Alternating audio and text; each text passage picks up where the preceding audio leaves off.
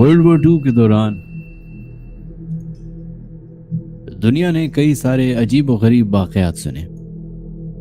ऐसे ऐसे वाक़यात जो शायद इंसानी हिस्ट्री में कभी ना सुने गए हों। वर्ल्ड वॉर टू के 60 साल के बाद अमेरिकन एजेंसीज ने कुछ ऐसी सीक्रेट फाइल्स पब्लिक की जिसको सुनने के बाद दुनिया में जितने भी लोग थे वो दंग रह गए। वर्ल्ड वॉर टू में चिचिजीमा नाम का एक आइलैंड था जो कि जापान के साउथ में वाक़ था। उस आइलैंड की खासियत यह थी कि वहां पे उस वक्त जापानीज ने 2 टावर्स बनाए थे जो कि कम्युनिकेशन के लिए सबसे अहम थे।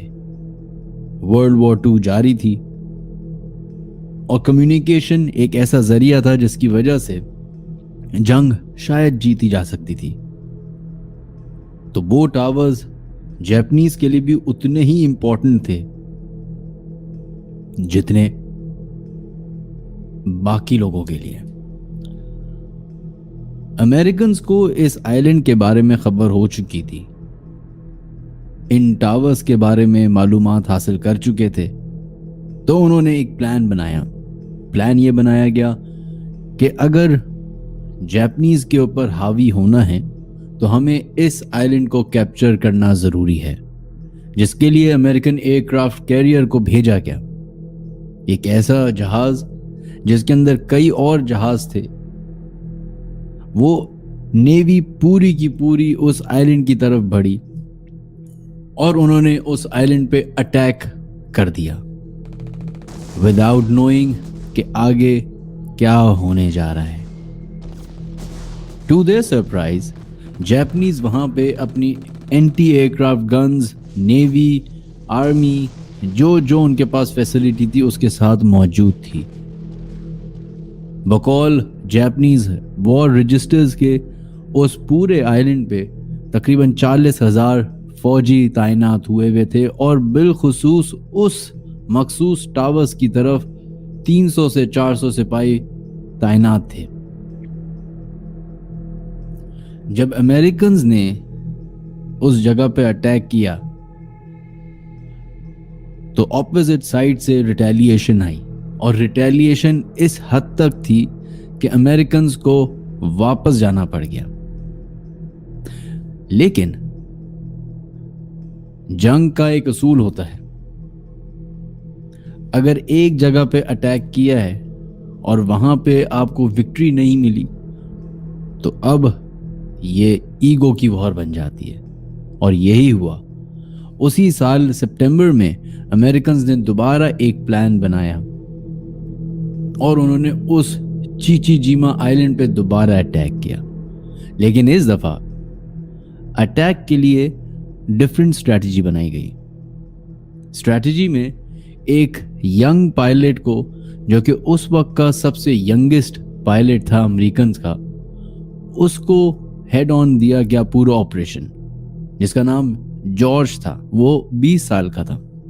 उसके साथ और 12 और पायलट्स को ये टास्क दिया गया और उनका मेजर टास्क था उन 2 टावर्स को बर्बाद करना। जॉर्ज और उसके साथी परवाज उड़ान करते हैं, उस आइलैंड की तरफ बढ़ते हैं, ये जानते हुए भी कि अब जापानीज और ज़्यादा मोहतात होंगे और ज़्यादा हेवी आर्टिलरी के साथ, हेवी मशीन्स के साथ वहाँ मौजूद होंगे, अटैक करेंगे। लेकिन फिर भी जब एक सिपाही को या एक फ़ौजी को या एक पायलट को मिशन दे दिया जाता है तो उसको वो पूरा करना होता है। 12,000 की बुलंदी पे वो जहाज़ उड़ाता हुआ अपने और 2 सिपाहियों के साथ, पायलट्स के साथ, जो उसके साथ एक गन लोडर होता है और एक और भी होता था। उस जमाने में 3 पायलट्स उस जहाज में बैठ सकते थे।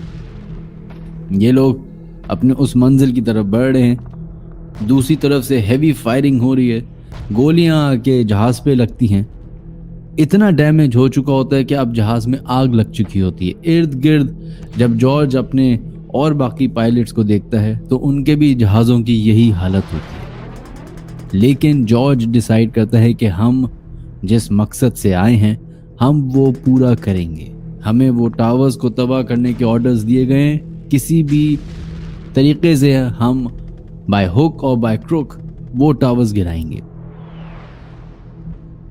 वो 12,000 बुलंदी से नीचे होते हुए 8,000 की बुलंदी पे आते हैं और जैसे ही 8,000 बुलंदी पे आके वो अपना पेलोड, अपना बॉम्ब उन टावर्स पे गिराते हैं। वो टावर्स तबाह बर्बाद हो जाते हैं।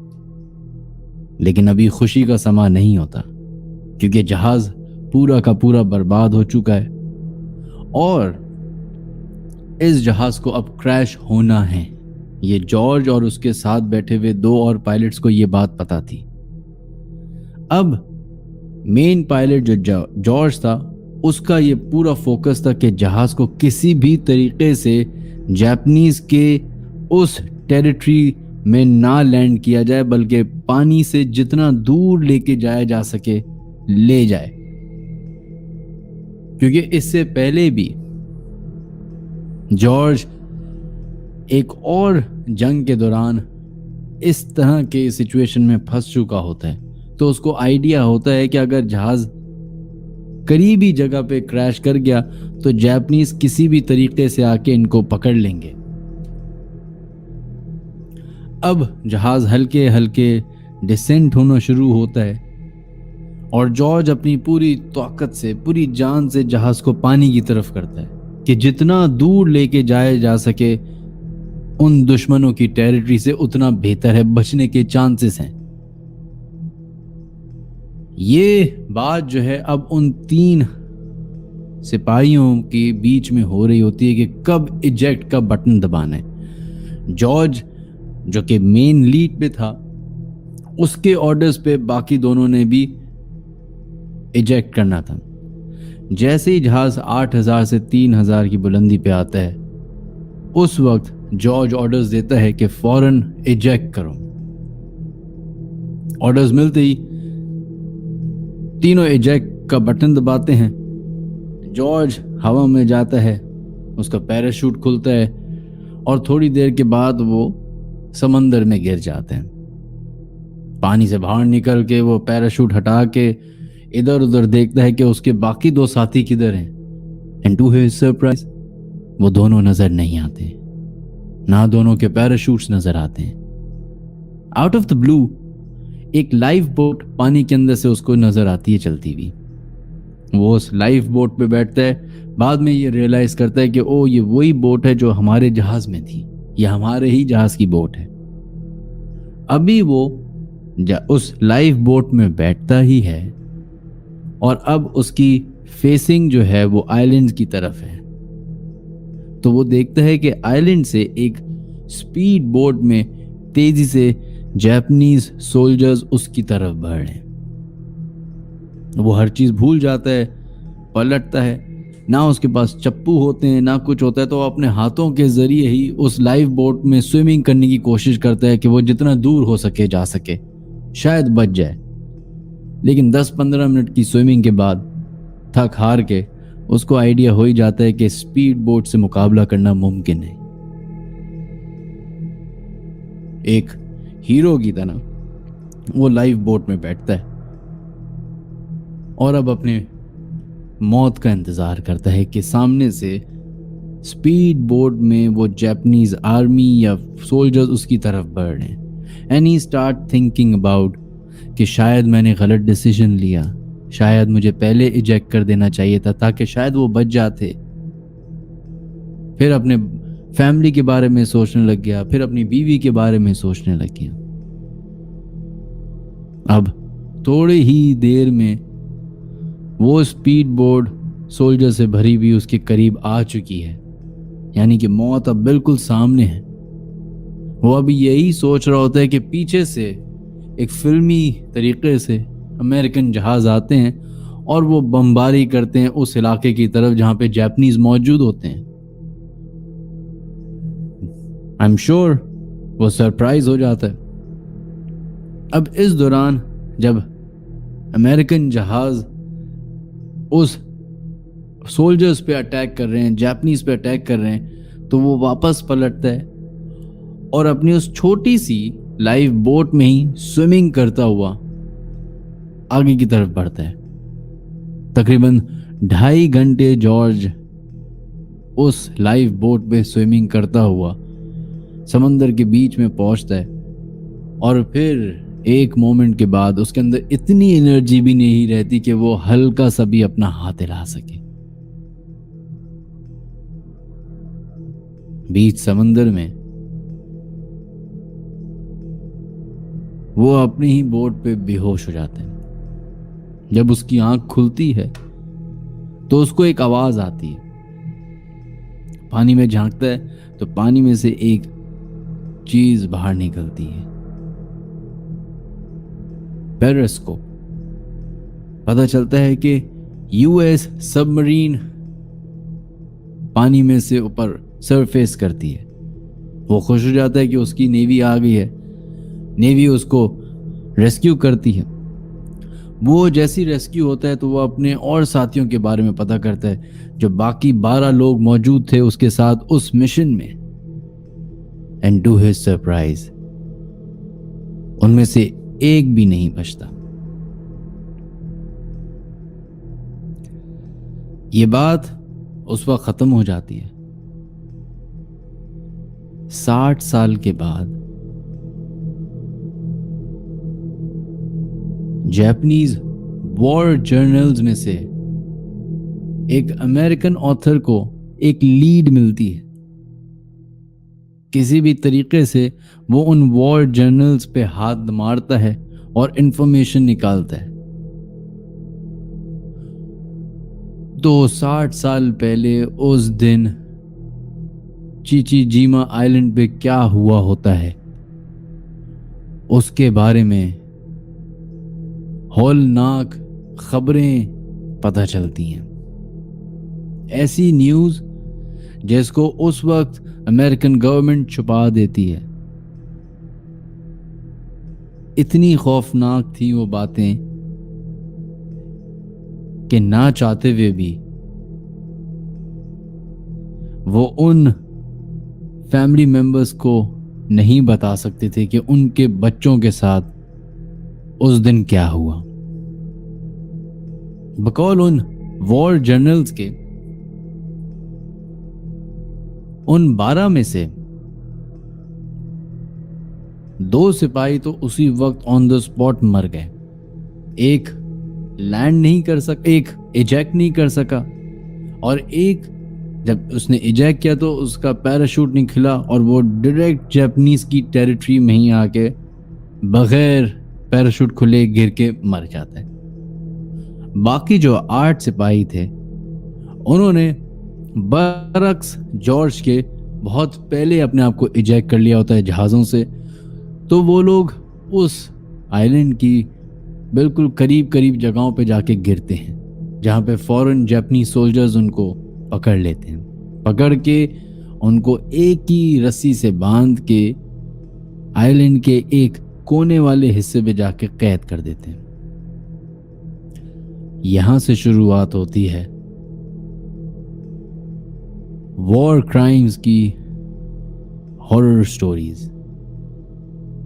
यहां से पता चलता है कि जंग कितनी खतरनाक हो सकती है। जब उन 8 कैदियों को कैद कर लिया जाता है तो उस पूरे रीजन में, उस पूरे आइलैंड में कई सारे जर्नल मौजूद होते हैं जापानीज। उनमें से 2 जर्नल जो होते हैं वो प्रिसाइसली उन 2 टावर्स के लिए तैनात होते हैं। दिन में एक और जर्नल होता है, रात में जो जर्नल होता है उसका नाम होता है योशियो ताचिबाना। जो दिन का जर्नल होता है वो ऑर्डर्स देता है सिपाहियों को कि इन 8 में से एक अमेरिकन फौजी को पकड़ के लाओ। वो एक 22 साल बच्चा होता है जिसको वो पकड़ के लाते हैं और उसको एक दरख्त से बांधते हैं, और बाकी सारे जापानीज सोल्जर्स को ऑर्डर्स दिए जाते हैं कि इसको रात होने तक मारते रहो। चूंकि 1 साल पहले उसी आइलैंड पे अमेरिकन्स ने कई दफा बमबारी की थी और उस बमबारी की वजह से कई सारे जापानीज सोल्जर्स मारे गए थे, तो आप सोच सकते हैं कि वही दुश्मन जिसने आप पे अटैक किया हो, आपके साथियों को मारा हो, आपको मारा हो, अब आपकी कैद में आ जाए तो आप उससे नफरत के किस लेवल पे नफरत करेंगे। यही होता है, एक एक करके सिपाही मारना शुरू करते हैं और रात गए उस एक 22 साला नौजवान सोल्जर्स को वो मारते रहते हैं। इतना मारते हैं कि एंड में उसके अंदर जान ही नहीं रहती। रात होने तक वही जनरल ऑर्डर देता है कि अब इसको अनटाई करो इस दरख्त से। उसको खोला जाता है और बजाय उसको अपने वापस उन 8-7 सोल्जर्स के पास ले जाए, उसको जंगलों की तरफ लेके जाया जाता है। अब वो आबादी से, बाकी सोल्जर्स से और अपने अमेरिकन सोल्जर्स से दूर ऑपोजिट डायरेक्शन में चलना शुरू करता है और एक जगह पे जाके रुकता है जहां पे वो देखता है कि बहुत बड़ी कब्र खुदी हुई है और उस कब्र के साइड में एक जापानीज सोल्जर खड़ा हुआ है तलवार लिए। आइडिया हो जाता है। जापानीज कमांडर उसको ऑर्डर करता है कि अपने घुटनों पे बैठो, और जैसे ही वो घुटनों पे बैठता है तो जापानीज उसको एक सिगरेट देते हैं, लास्ट सिगरेट। वो सिगरेट पीता है। जापानीज उसको बोलते हैं अपनी गर्दन ऊंची करो, और जैसे ही वो गर्दन ऊंची करता है तो दूसरा सिपाही उसकी गर्दन काट देता है और उसकी डेड बॉडी को उस कब्र के अंदर दफना दिया जाता है। उसकी चीखों की आवाज उस आइलैंड में गूंजती रह जाती है। अब दिन वाला जो जर्नल था वो चला जाता है और रात का जर्नल वापस आता है, योशियो टोचिबाना। इस जर्नल का पहले ही बहुत खराब रेप्यूटेशन थी जापानीज आर्मी के अंदर। 1, अल्कोहलिक था। 2, अनबिलीवेबल, अजीबो गरीब उसके डिजायर्स थे। रात का टाइम होता है, खुशी में वो शराब पीना शुरू करता है और शराब के नशे में धुत होकर वो एक अजीब ऑर्डर पास करता है अपने सिपाहियों को। वो कहता है कि आज मैं देखना चाहता हूं कि तुम में से कितने सिपाही जंग के लिए तैयार हैं, जंग कर भी सकते हैं कि नहीं कर सकते। वो ऑर्डर करता है कि उस कब्र में जाओ और उस कब्र से उस सिपाही की एक टांग काट के लेके आओ। ये उस जमाने में जब ये इस तरह के वॉर क्राइम्स हो रहे थे या जंग चल रही थी, तो इस तरह के आइसोलेटेड इंसिडेंट्स जगह जगह सुनने में आते थे। जब खाने को कुछ ना हो तो फौजी क्या करेगा? मोस्ट प्रोबेबल फौजी क्या, कोई भी इंसान यही करेगा। यही टेस्ट उस योशियो टोचिबाना ने अपने सिपाहियों पे करने की कोशिश की। सिपाही गए, कब्र खोदी गई, उसमें से एक टांग उस सिपाही की काट के वापस लेके आए, शेफ को दिया गया। शेफ ने उसका खाना बनाया और सर्व किया गया। जब वो खाना खाया उन सिपाहियों ने और उस जर्नल ने, तो उसको वो बहुत मजे का लगा।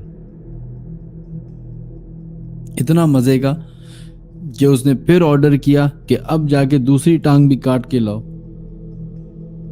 और ऐसे करते करते पूरी रात में उन्होंने उस एक सिपाही की ऑर्गन्स, हाथ पैर सब कुछ काट काट के खा लिया। और उनका ये मानना था कि अगर हम इंसान को खाएंगे तो हम इतने ताकतवर हो जाएंगे कि हम फिर किसी से भी जंग कर सकते हैं। जब ये उन्होंने फील करना शुरू कर दिया तो उस कैंप में 7 और प्रिजनर्स मौजूद थे। अब हर रात को एक एक सिपाही को दिन वाला जर्नल अलग अजियत देता और रात वाला जर्नल अलग अजियत देता। जो दिन वाला जर्नल था वो ऑर्डर किया कि वो वाली गन्स जो नहीं होती जिसमें तलवार भी लगी होती है, कि हर दिन एक अमेरिकन सिपाही को इस दरख्त से बांधा जाए और हर सिपाही एक एक दफा उसको स्टैब करे उससे। अब बाकी सारी आर्मी जो जापानीज थी उनको ये नहीं मालूम था कि रात में योशियो तोचिबाना क्या कर रहा है, क्योंकि पहले जो दिन के जर्नल्स थे वो तो मार कूट के काट पीट के दफना दिया करते थे। ये 2-2.5 हफ्ते तक इस तरह की रूटीन चलती रही। एक एक करके सिपाही मरते गए, दफनाते गए। रात में वो जर्नल आता, नशा करता और फिर उनको काट काट के खाता और अपने 34-35 मखसूस सिपाहियों को वो खाना खिलाता। यहां तक के जो आखिरी सिपाही बचा था उसको उन्होंने मारा नहीं, जिंदा ही पहले उसकी उंगलियां काटी, वो खाई, हाथ वो खाया, एल्बो, शोल्डर, फिर दिल, फिर एक टांग, फिर दूसरी टांग, पीसेस कर करके बगैर उसको मारे वो खाते गए और एंड में वो 8 के 8 सिपाही खा गए। जब जंग खत्म हुई और एक उसी बटालियन के ऑफिसर ने जाके ये सारा हौलनाक वाकया उस वक्त की जो भी मजीद जर्नल्स थे, for example chief of the army staff Japanese के, उनको बताया गया कि वॉर क्राइम्स जर्नल योशियो तोचिबाना के क्या क्या थे। तो वहां की आर्मी ने फौरन उस पर एक्शन लिया। उस जर्नल योशियो तोचिबाना को और साथ में 35 और सिपाहियों को सजाए मौत दी गई, कोर्ट मार्शल किया गया और उनको फांसी दे दी गई। 60 साल के बाद अमेरिका ने ये न्यूज़ उन फैमिली मेंबर्स को जाके दी जो बेचारे 60 साल तक यही सोचते, उनको यही नहीं पता था कि उनके बच्चे मरे कैसे। वाकये की शुरुआत में मैंने आपको एक कैरेक्टर का नाम बताया था, जॉर्ज, जो कि यंगेस्ट पायलट था। वो 88 साल तक जिंदा रहा, 88 इयर्स तक उसकी उम्र रही और 88 इयर्स तक वो इस गिल्ड के साथ रहा कि अगर वो ऑपरेशन सही तरीके से एग्जीक्यूट करता तो शायद सब बच जाते, और उसकी वजह से सारे लोग मारे गए। लेकिन विद ऑल दिस गिल्ट उसने अपनी ये दूसरी जिंदगी वेस्ट नहीं जाने दी। To your surprises ladies and gentleman, वो जॉर्ज फिर अमेरिकन प्रेसिडेंट बना, जॉर्ज डब्ल्यू बुश सीनियर। और फिर कई सालों के बाद उन्हीं का बेटा जॉर्ज डब्ल्यू बुश जूनियर भी अमेरिकन प्रेसिडेंट बना।